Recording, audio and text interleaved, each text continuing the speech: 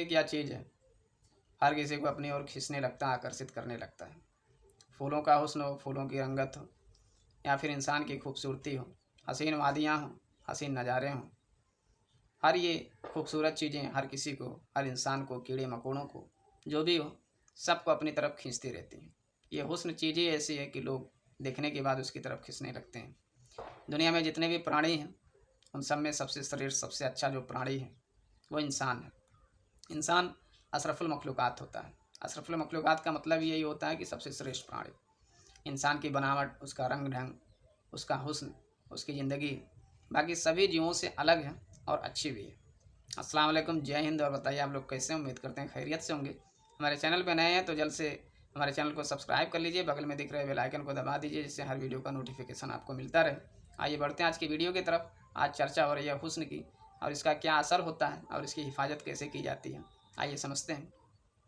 देखिए, हुस्न इंसान का हो, फूलों का हो, या हसीन नज़ारों का हो, जो भी हो, जो भी देखता है इसे, जिसकी भी निगाहें इस पे जाती हैं, उसकी तरफ खींचने लगता है। जैसे हमारी निगाहें किसी के हुस्न को देखती हैं, उनका दीदार होता है, हम उनकी ओर आकर्षित होने लगते हैं। और हुस्न भी क्या चीज़ है ना, किसके चक्कर में पड़कर इंसान न जाने क्या क्या किस किस काम को अंजाम दे देता है, उसे खबर ही नहीं रहती। ये हुस्न का कमाल है, हुस्न चीज़ ही ऐसी है। लेकिन हुस्न की हिफाजत ये बहुत ज़रूरी होती है, खुद करना चाहिए इंसान को। जी हाँ। और हुस्न के साथ साथ नज़रों की हिफाजत भी बहुत ज़रूरी है। ये हुस्न जो है, ये आँखों के रास्ते ही उतर करके दिल और दिमाग में जाके बैठता है। फिर इंसान ये कुछ ना कुछ खुराफाती करने लगता है, जो भी उसे समझ में आता है। और जब हुस्न की बात हो रही है तो हज़रत यूसुफ़ अलैहिस्सलाम का ज़िक्र कैसे नहीं हो सकता, जिन्हें अल्लाह तबारक व तआला ने इतने ज़्यादा खूबसूरती से नवाजा था कि इस दुनिया में जितनी खूबसूरत चीज़ें हैं, इस पूरी दुनिया की जितनी खूबसूरती है, वो सिर्फ़ आधे में है, और आधी खूबसूरती जो है हज़रत यूसुफ़ अलैहिस्सलाम को अल्लाह तबारक व तआला ने दी थी।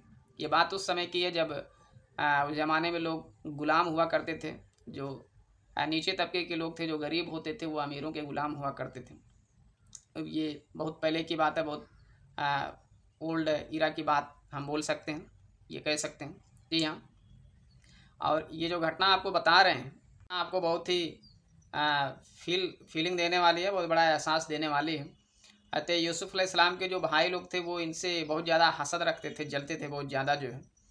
अब ये एक तो खूबसूरती इनके पास बहुत ज़्यादा थी, देखने में बहुत ही ज़्यादा खूबसूरत लगते थे, और ऊपर से ये कि इनके अब्बा जो थे, ये चूँकि ये थोड़ा छोटे थे, हज़रत यूसुफ़ अलैहिस्सलाम जो थे ये छोटे थे, तो अब्बा के दिल में प्यार बहुत ज़्यादा था इनके लिए, और भाइयों के दिल में जलन इनके लिए इतनी ज़्यादा थी कि ये वो इन्हें देखना नहीं चाहते थे, उनको बर्दाश्त नहीं होता था, देख देख के बहुत जलते थे इनसे। उसके बाद एक बार अपने अब्बा से जाके कहने लगे कि आप तो हम लोगों पे कुछ भरोसा ही न रखते हैं, यकीन नहीं रखते हैं, आप कभी जो है यूसुफ़ को हम लोगों के साथ भेजते ही नहीं हैं।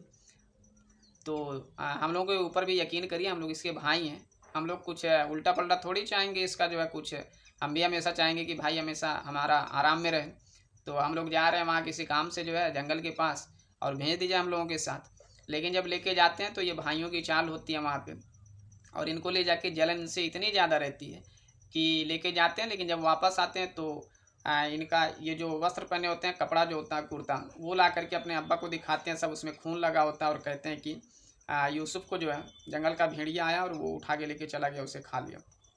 ये कपड़ा लेके हम लोग आए हैं, इसको देख लीजिए, यूसुफ़ अब दुनिया में नहीं है। लेकिन यूसुफ़ अलैहिस्सलाम के जो अब्बा होते हैं, उनको यकीन नहीं होता वो, लेकिन ये थोड़ा एडवांस बोल देते हैं सब। यूसुफ़ अलैहिस्सलाम के जो भाई होते हैं कहते हैं अब हम लोग ऐसा करें तो आपको इस पे भी विश्वास नहीं होगा। अब ये बातें सुन कर के आते हैं, यूसुफ़ अलैहिस्सलाम के जो अब्बा होते हैं वो कुछ कहते नहीं हैं, बस ऐसे सुन करके सब्र कर लेते हैं दिल में, चूँकि उस समय बोलना भी मुनासिब नहीं समझते हैं कि बात अभी बढ़ जाएगी, ज़्यादा हो जाएगी।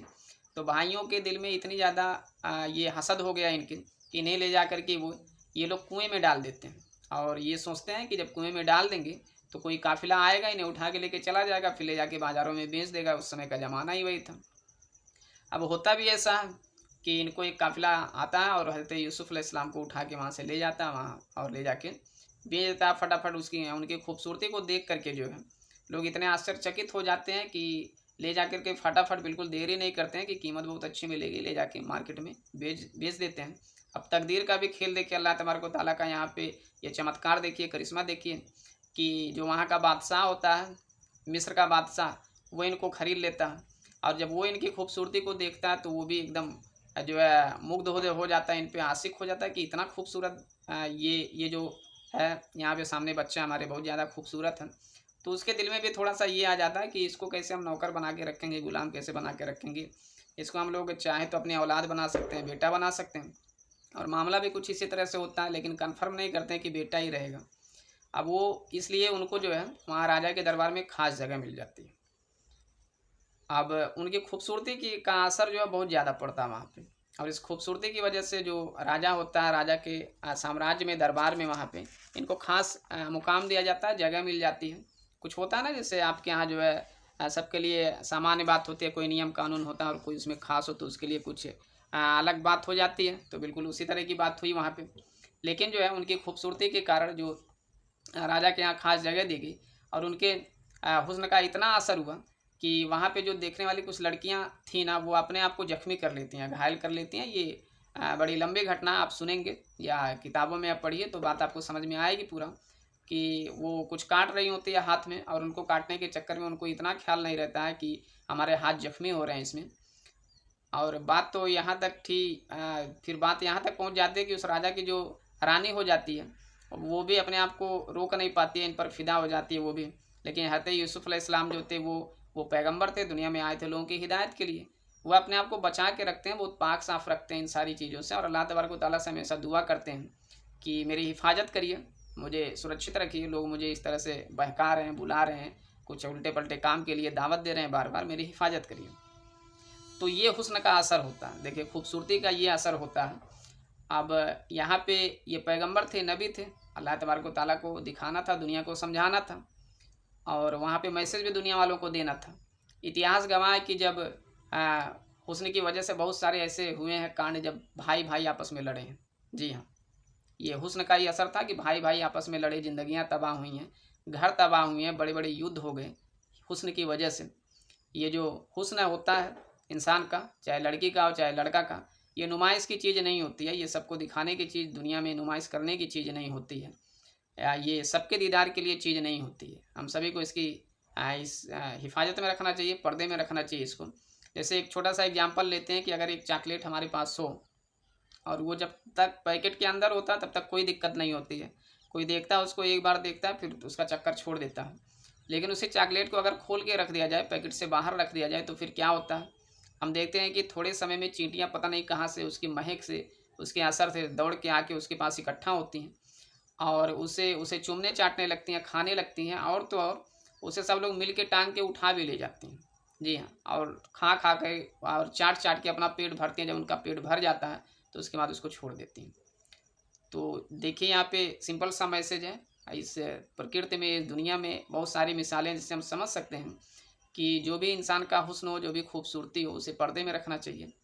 उसे इस तरह से नुमाइश में नहीं लेके आना चाहिए। इसी में समझदारी, इसी में हम सबकी भलाई है। हमें अपनी खूबसूरती, अपने हुस्न को ज़्यादा से ज़्यादा ढक के रखना चाहिए, पर्दे में रखना चाहिए, उसकी हिफाजत करनी चाहिए और ये दोनों की ज़िम्मेदारी बनती है। जिसके पास हर आदमी, वैसे तो एक बात मान लीजिए कि इस दुनिया में जो भी लोग हैं, हर कोई अपने आप को खूबसूरत समझना चाहिए। जैसे भी अल्लाह तबारक व तआला बना के उनको भेजे, उनको उस पे खुश रहना चाहिए। जी हाँ, अपने खूबसूरती पे खुश रहना चाहिए और हिफाजत करनी चाहिए अपने खूबसूरती की भी और निगाहों की भी, चूँकि हिफाजत दोनों की आवश्यक है, यहाँ पे ज़रूरी है। अभी पहले ही बताया आपको कि खूबसूरती जो होती है, जो हुस्न होता है, वो आँखों के रास्ते ही दिमाग में उतरता है, दिल में उतरता है, फिर बाकी आगे के सारे कर्मकांड होते जाते हैं। इसलिए ज़रूरी है कि अपने हुस्न की हिफाजत करिए और नज़रों की हिफाजत करिए। अस्सलाम वालेकुम, जय हिंद।